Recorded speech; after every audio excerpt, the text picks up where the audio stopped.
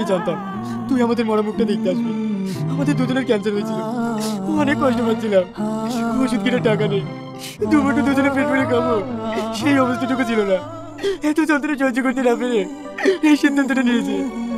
দুজনে রাজনীতি সবাইকে চিনে চলে গেল। ভালো থাকে, তুই অনেক ভালো থাকে। চাকুরিজীবী ছেলে মনের মতো টিভি চ্যানেলের নতুন নাটক। হ্যালো দর্শক বন্ধুরা, কেমন আছেন সবাই? আশা করি ভালো আছেন। Welcome to my channel. আবারও চলে আসলাম মনের মতো টিভি চ্যানেলের নতুন ভিডিওর আপডেট নিয়ে। সবার আগে অনেকেই মনের মতো টিভি চ্যানেলের নতুন নাটক চাকুরিজীবী ছেলে নাটকের পার্ট 1 দেখেছেন, আর পার্ট 2 আসার অপেক্ষায় আছেন। শুধু তাদের জন্য তৈরি করেছে আজকের এই ছোট্ট ভিডিওটি।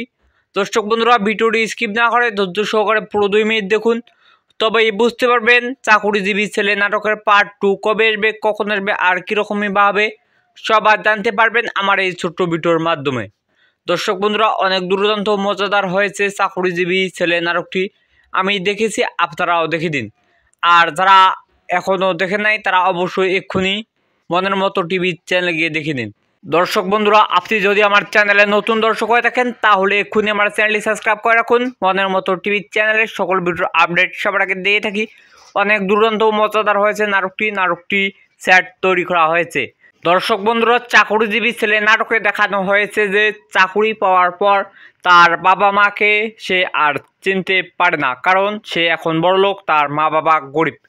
আসলে তার মা বাবা যে তাকে পড়ালেখা করানোর জন্যই এত গরিব হয়েছে সেটা সে বুঝতে পারে না।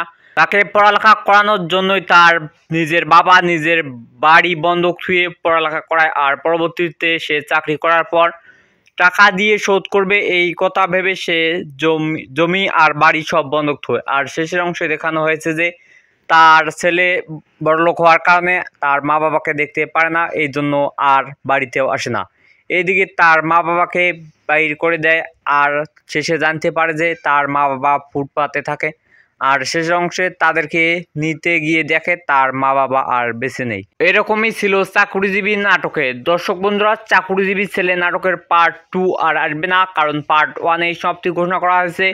ভিডিওটি ভালো লাগলে একটি লাইক, একটি কমেন্ট আর একটি শেয়ার করে সবার মাঝে ছড়িয়ে দিন। পুরো ভিডিওটি দেখার জন্য আপনাদের সবাইকে জানাচ্ছি আমার পক্ষ থেকে অনেক অনেক ধন্যবাদ। সবাই ভালো থাকুন, সুস্থ থাকুন।